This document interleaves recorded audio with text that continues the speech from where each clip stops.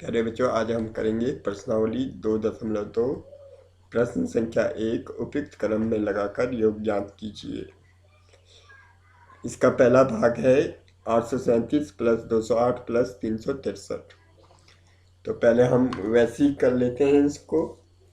837 plus 208 plus 363 को हमने जोड़ना है। तो पहले हमने 837 को 208 से जोड़ा, तो यह आ गया आपका 1045।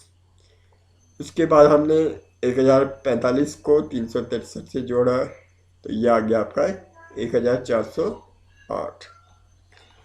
अगर हम 208 और 363 का क्रम बदल दें, यानी कि 363 को आगे लिखें और 208 को पीछे लिख दें क्रम विनिमय का प्रयोग करके, तो क्या होता है देखिए।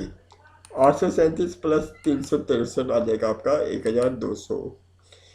1200 को आपने 208 में जोड़ा, तो ये आ गया आपका 1408, जो कि पहले की अपेक्षा आसानी से हो गया है। इसलिए क्रम को अगर हम चेंज करते हैं तो प्रश्न आसानी से हल हो जाता है। इसका दूसरा क्वेश्चन देखिए, 1962 प्लस 453 प्लस 1538 प्लस 647।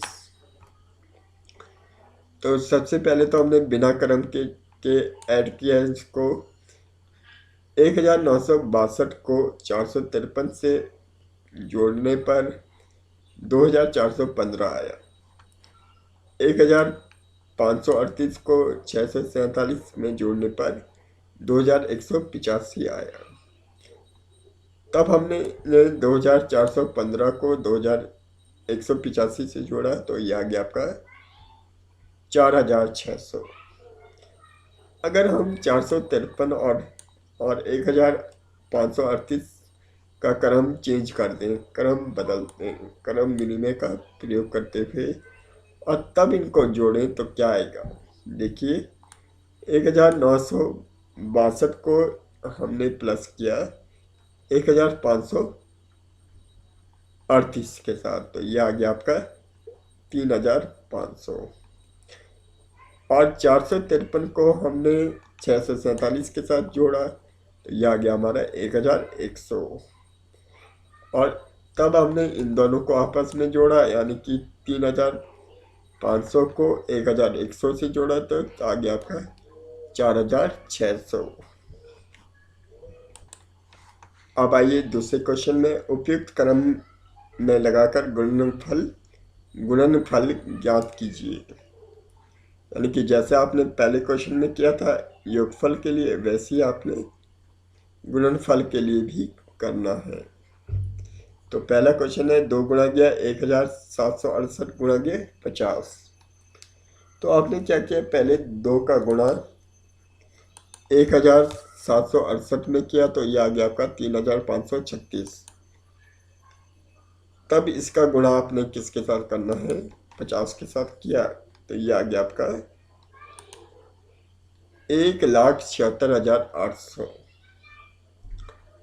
अगर हम इसका क्रम चेंज कर दें, यानी कि इनको आगे पीछे करके लिख दें, देखिए 1768 को पीछे लिखा और 50 को आगे लिख दिया हमने। यहाँ पर देखिए, अब 2 गुणा गया 50 कितना होता है, 100 होता है।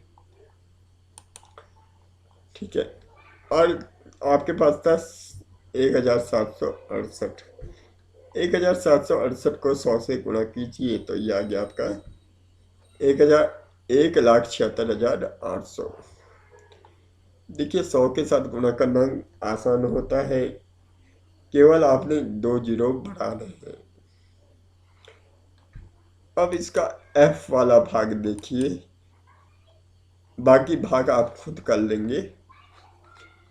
125 गुणा गया 40 गुणा गया 8 गुणा गया 25। तो पहले तो हमने ऐसे ही गुणा कर दिया इसको। 125 गुणा गया 40 आ गया आपका 5000, और 8 गुणा गया 25 आ गया आपका 200, और 500 गुणा किया 200 आ गया आपका